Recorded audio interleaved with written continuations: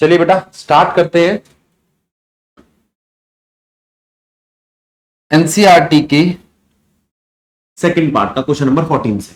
ठीक है, तो क्वेश्चन नंबर 14 क्या कहता है, what is the SI unit of mass, kilogram, और उसको हम डिफाइन करते हैं पर लो डेफिनेशन। ठीक है, ठीक है, आगे चलते। यहां कहता है match the following prefixes with their multiples. ठीक है, अब मेरी बात सुनो, मैं आपको सारे के सारे प्रीफिक्सेस बता रहा हूं जो ये चीजें होती है, इन्हें हम बोलते हैं मैट्रिक्स। 10 की पावर -1, 10 की पावर -2, सेंटी, 10 की पावर -3, मिली, 10 की पावर -6, माइक्रो, 10 की पावर -9, नैनो, 10 की पावर -12, पिको, 10 की पावर -15, फेम्टो। इसी तरीके से प्लस की होगी तो 10 की पावर +1 डेका, 10 की पावर +2 हेक्टा, 10 की पावर 3 किलो, 10 की पावर 6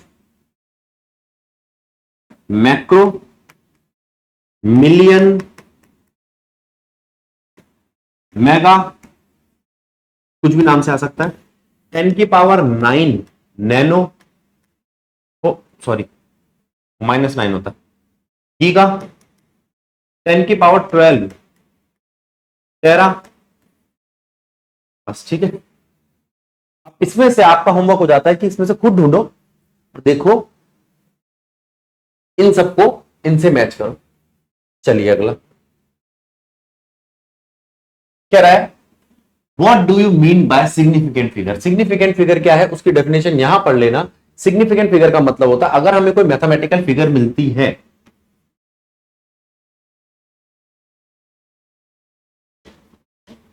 तो हम ये देखते हैं कि उसके सारी की सारी फिगर सिग्निफिकेंस यानी कि इंपॉर्टेंस रखती है कि नहीं। ठीक है, यहां चारों रखती है। अगर कोई जीरो आता है तो हमें उसे चेक करना पड़ता है वो किसी नॉन जीरो के पीछे है, किसी नॉन जीरो के आगे है, या दो नॉन जीरो के बीच में है। अगर पीछे है तो कोई सिग्निफिकेंस नहीं, आगे है तो कोई सिग्निफिकेंस नहीं, दो नॉन जीरो के बीच में है तो सिग्निफिकेंट होगा। अगर वो जीरो डेसिमल के बाद आता है तो भी वो सिग्निफिकेंट होगा। यहां बच्चे पूछते हैं भैया क्या डिफरेंस है इसमें।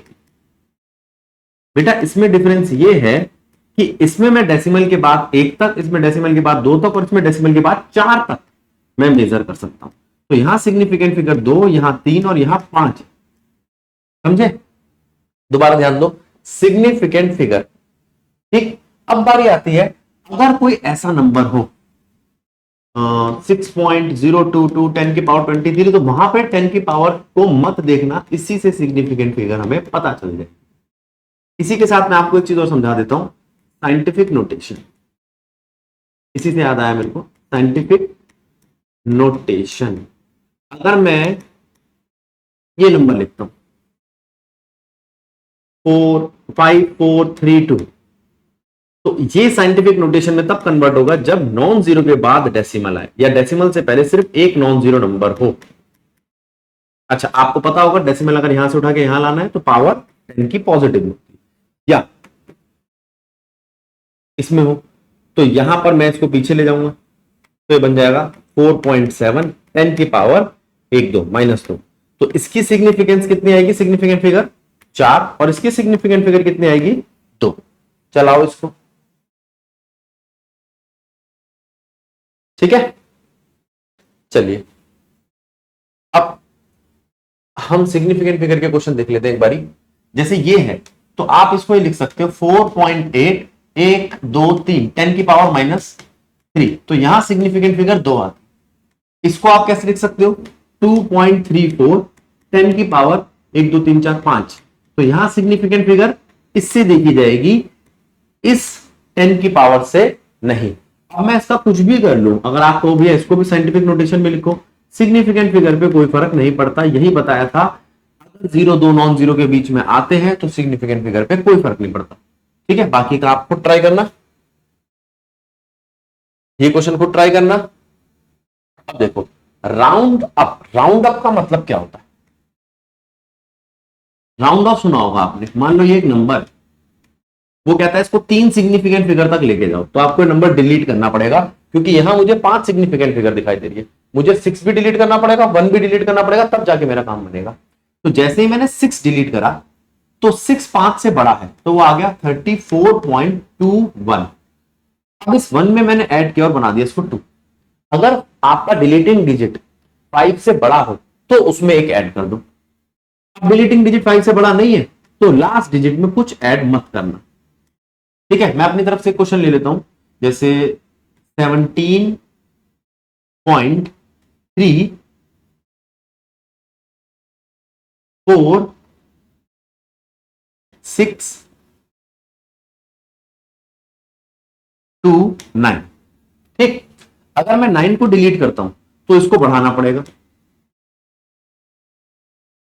अगर मैं 3 को डिलीट करता हूं तो कोई चेंज नहीं आएगा। अगर मैं 6 को डिलीट करता हूं तो मुझे इसको बढ़ाना पड़ेगा। 5 को डिलीट करूंगा तो मैं चेक करूंगा ये ऑड नंबर है कि इवन नंबर है। अगर ये ऑड नंबर है तो मुझे इसको बढ़ाना पड़ेगा, और अगर ये कहीं इवन नंबर निकला तो मैं इसको चेंज नहीं करूंगा। ये रूल है 5 का। आप जैसे पूछ सकते हो, भैया 5 से कम पे आपने बता दिया, 5 से ज्यादा पे आपने बता दिया, तो 5 के लिए क्या होगा? 5 से कम पे बता दिया, 5 से ज्यादा बता दिया, 5 पे हम चेक करेंगे कि लास्ट डिजिट आपका ऑड है या इवन है। जल्दी से इसको देखो।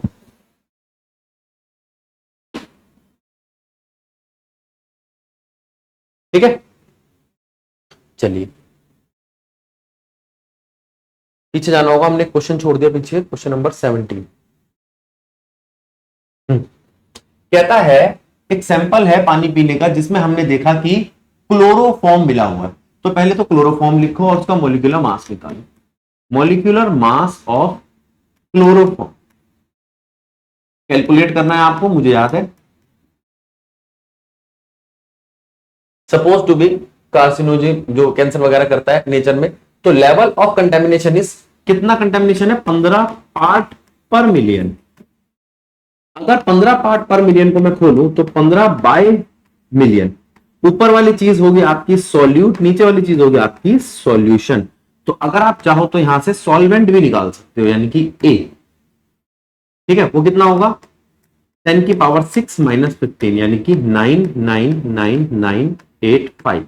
ठीक है, ये अप्रोक्सीमेटली 10⁻⁶ ही है। लिखवा दिया मैंने, क्योंकि लिखते वक्त तो आपको बताना पड़ेगा कि सॉल्वेंट है।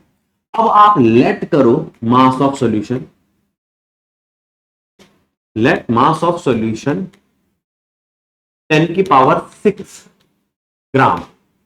तो आपका गिवन मास जो सॉल्यूशन का है वो हो जाएगा 10⁻⁶ ग्राम। सॉल्यूट का जो है वो हो जाएगा 15 ग्राम, और जो सॉल्वेंट का है वो हो जाएगा, कितना हो जाएगा ये इतना सारा, कितना ग्राम। ठीक, अब वो कहता है इसको मास परसेंटेज में लिखो। मास परसेंटेज होता है given mass of solute divide by solution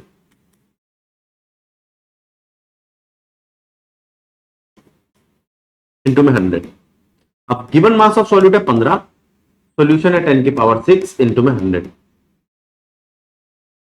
दूसरा क्या आता है? मोलैलिटी, वो होता है number of moles of solute upon में mass of solvent in KG, और केजी में नहीं है तो हमने उसको 1000 से मल्टीप्लाई कर दिया। गिवन मास कितना है? 15। मोलिकुलर मास कितना है? 119.5। मास ऑफ सॉल्वेंट कितना है? ये लिखने की बात है, कैलकुलेट करते वक्त आप इसको 10⁻⁶ ही लेना। अब आपका काम है यहां पर, अगर डेंसिटी दे रखी है 1.5 ग्राम पर ml डेंसिटी ऑफ सॉल्यूशन, तो मुझे मोलैरिटी भी निकाल के दो और आंसर लिखो कमेंट में, और मोल फ्रैक्शन ए और बी का निकाल के दो। ठीक है, वीडियो को पॉज करो, जो क्वेश्चन कराया है वो कंप्लीट करो, और जो क्वेश्चन करने को दिया वो भी करो। ठीक है, चलिए।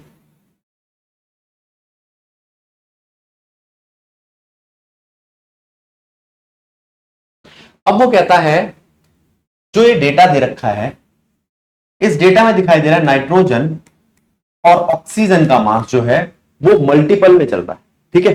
तो इसे बोलते हैं लॉ ऑफ मल्टीपल प्रोपोर्शन। इस लॉ के हिसाब से अगर दो एलिमेंट कंबाइन होते हैं, एक से ज्यादा और कंबाइन होकर एक से ज्यादा मॉलिक्यूल बनाते हैं, जैसे नाइट्रोजन और ऑक्सीजन मिलके ये मॉलिक्यूल बनाते हैं,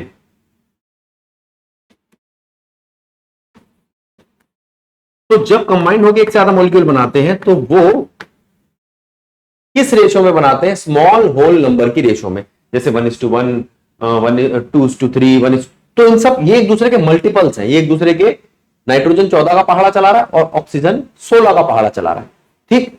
तो इसे कहते हैं हम law of multiple proportion, law of multiple proportion.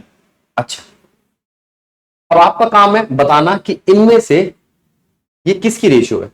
ये होमवर्क हो गया आपका, मतलब ये कौन सा कंपाउंड है, ये कौन सा कंपाउंड है, ये कौन सा कंपाउंड है, ये कौन सा कंपाउंड है, इन पांचों में से।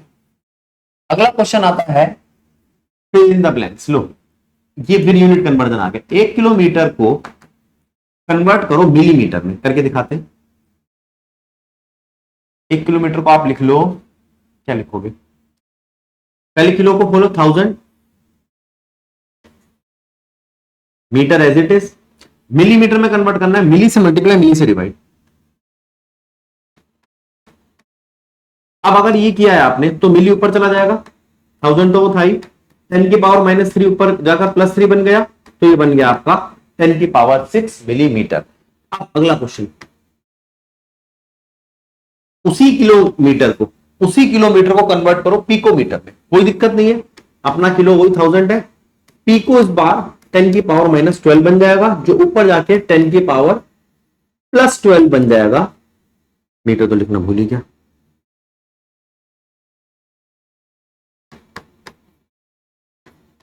तो ये आ गया आपका पिकोमीटर में। मेरी बात सुनो, जिस भी चीज में कन्वर्ट करना उससे मल्टीप्लाई डिवाइड कर दो, उस मैट्रिक्स का सिंबल ऊपर लिखो और वैल्यू नीचे लिखो, आपका काम बन जाएगा।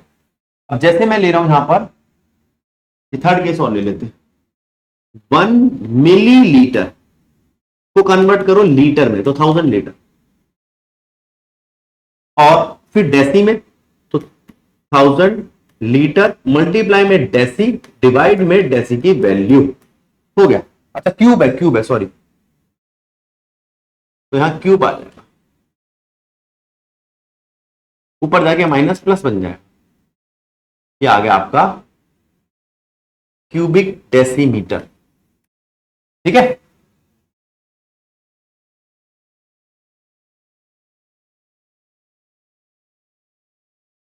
एक मिनट को, लीटर को मिलीलीटर में तो कन्वर्ट कर दिया हमने।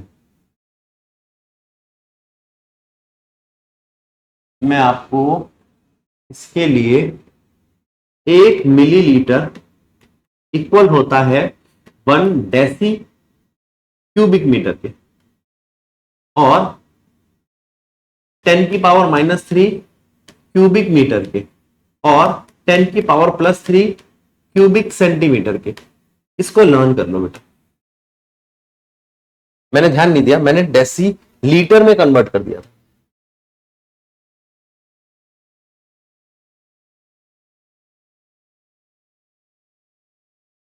कर लिया नोट? देखो, इस क्वेश्चन में पहले वाले पार्ट में क्या आया? Law of multiple proportion. दूसरे वाले पार्ट में क्या आया आपका? Unit conversion. यूनिट कन्वर्जन में 1-2 क्वेश्चन करा दिए, 30 ये जो बीच वाला छोड़ा है आपका होमवर्क। नई चीज क्या सीखी हमने इसमें? मिलीलीटर लीटर का केस। 1 लीटर, 1 मिनट रुको, 1 लीटर इक्वल होता है 1 डेसी क्यूबिक मीटर, या 10 की पावर -3 क्यूबिक मीटर, या 10 की पावर +3 क्यूबिक सेंटीमीटर। चले आगे, अगला क्वेश्चन पकड़ते हैं। आसान सा क्वेश्चन है, कहता है स्पीड दे रखी है 10 की पावर 3 × 10 की पावर 8,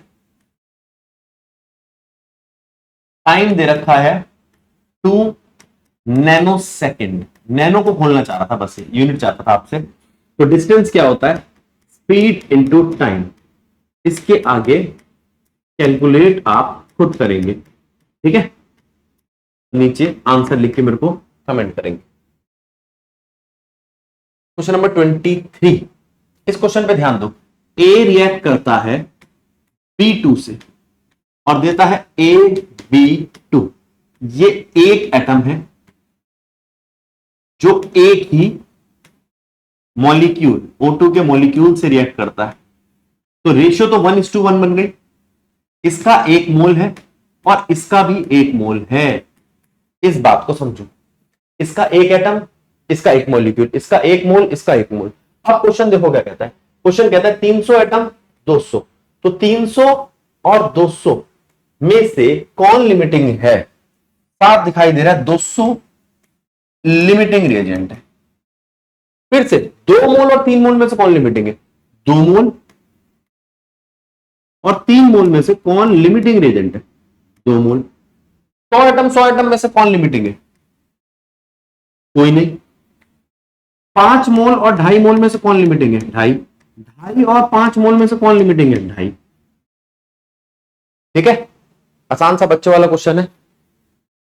पता नहीं कर क्या रहा है ये 11th में। आगे चलते हैं। क्वेश्चन नंबर 24, ये सेम क्वेश्चन मैंने आपको एग्जांपल में कराया था। किसी ने नहीं करा होगा उसके लिए दोबारा करा रहा हूं मैं।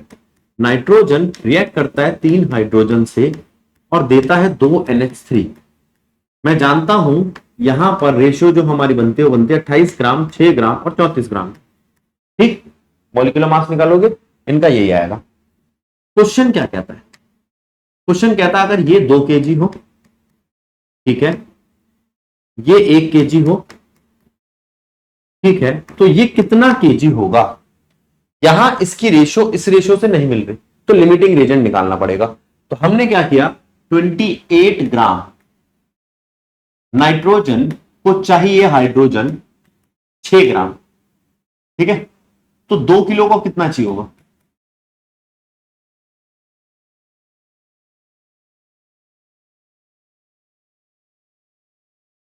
ठीक, सॉल्व करो इसको।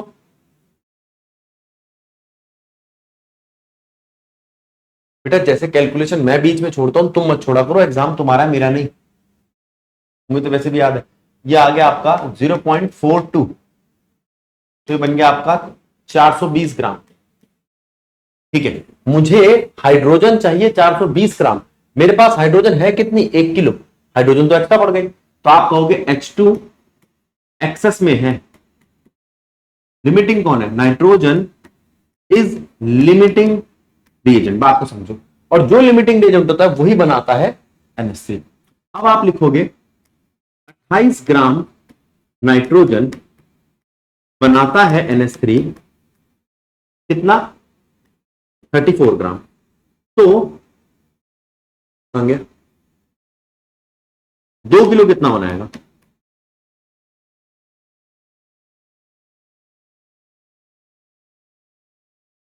सॉल्व करो। ठीक, तो अमाउंट आ गया आपका, लिमिटिंग एजेंट पूछा था वो आ गया। अब कितना अनरिएक्टिव रह गया? 420 ग्राम निकाला था, 1 किलो में से यानी कि 1000 ग्राम में से मैं 420 माइनस करूंगा तो बचेगा कितना? वो रह गया amount of H2 remain unreactive.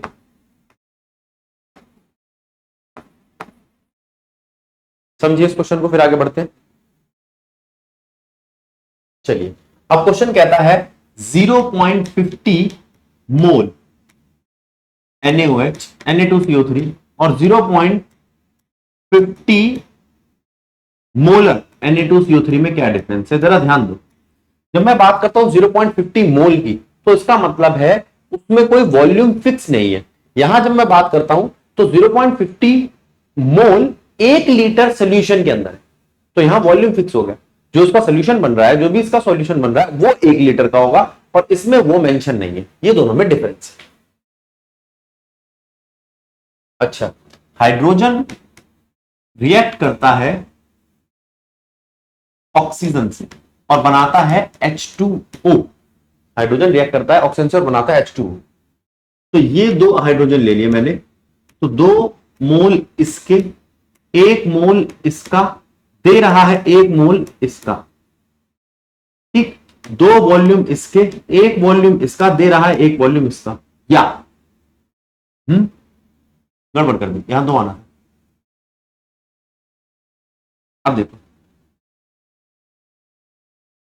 ठीक, या अगर मैं इसका मास निकालूं तो 4 ग्राम इसके, 32 ग्राम इसका दे रहा है 36 ग्राम इसका। अब क्वेश्चन किस पे बात कर रहा है? वॉल्यूम पे। कितना कितना? 10 रिएक्ट विद 5, 10 वॉल्यूम अगर रिएक्ट करे इसके 5 वॉल्यूम से, तो ये कितना बनेगा? 1:2 की रेशियो है, 2 पे 2 बनता है, तो 10 पे 10 बनेगा। मैं कहता हूं अगर 15 वॉल्यूम कर दे और इसको 5 वॉल्यूम में रखे तो कितना बनेगा? आगे वो लिमिटिंग रिएजेंट वाला क्वेश्चन। अगर वो इसको 4 ग्राम से 8 ग्राम करे और इसको 32 ग्राम कर दे तो कितना बनेगा? ये लिमिटिंग रिएजेंट का नहीं है, हाँ सॉरी, ये भी लिमिटिंग रिएजेंट का हो गया। और अगर इसको 8 ग्राम यानी कि इसको डबल करे और इसको भी डबल कर दे तो ये लिमिटिंग रिएजेंट का नहीं है। जब भी वो किसी एक को रोक के दूसरे को बढ़ाता जाए तो वो एक्सेस अमाउंट है, उसे भूल जाओ, उससे बनाना ही नहीं है, हमें लिमिटिंग रिएजेंट से ही प्रोडक्ट बनाना है। दिखाई दे रहा है? हाँ, ठीक है, क्वेश्चन पे ध्यान दो। तो आंसर क्या है इसका? 10। चलो एक क्वेश्चन और बनाया हूं मैं। मान लो हाइड्रोजन रिएक्ट करता है क्लोरीन से और बनाता है HCl, तो बताओ अगर ये 5 वॉल्यूम है, ये 5 वॉल्यूम है, तो ये कितना होगा? अगर ये 5 वॉल्यूम है, ये 10 वॉल्यूम है, तो ये कितना होगा? अगर ये 1 मोल है, ये 5 मोल है, तो ये कितना होगा? चलिए इसको नोट करना चाहो तो नोट कर लो पहले। चलिए, convert the following into basic unit, बस पी को खोल दो। अभी सिखाया पीको का मतलब, यहां पीको खोल दो, यहां मिली खोल दो,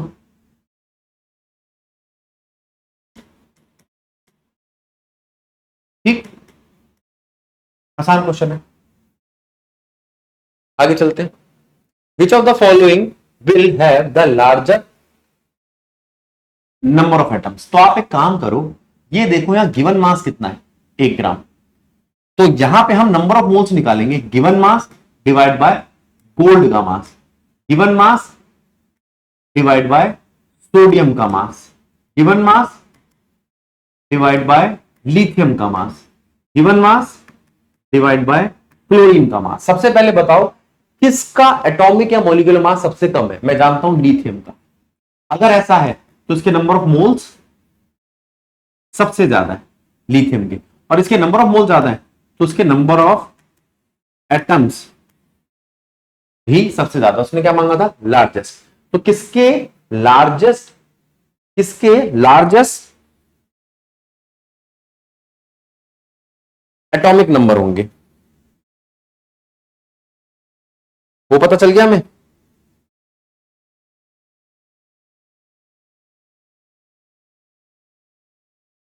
और नंबर ऑफ मोल से हमारे को क्लियर हो जाता है कि number of moles is directly proportional to number of atoms और मॉलिक्यूल, वो डिपेंड करता है इन सब के लिए एटम और इसके लिए मॉलिक्यूल है। हाँ, और इनवर्सली प्रोपोर्शनल टू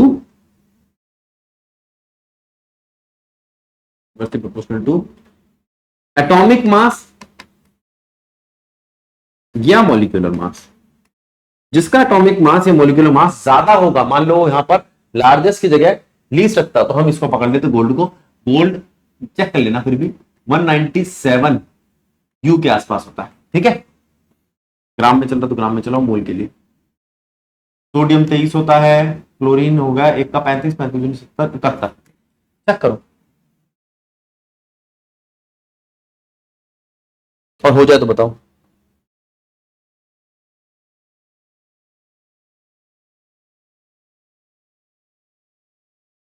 ठीक है, तो अब कुछ 6-7 क्वेश्चन रह गए हैं, उसको हम नेक्स्ट वीडियो में लेंगे। बेटा आधे पौने घंटे के बाद ना मेरी जो चीजें हैं, डिवाइसेज हैं, थोड़ी सी किसी की बैटरी चली जाती है, किसी का कुछ चला जाता है, कभी स्क्रीन रुक जाती है, तो इसलिए मुझे आधे घंटे में कभी बीच बीच में रुकना पड़ता है, वरना मैं एक ही शॉट में बना देता।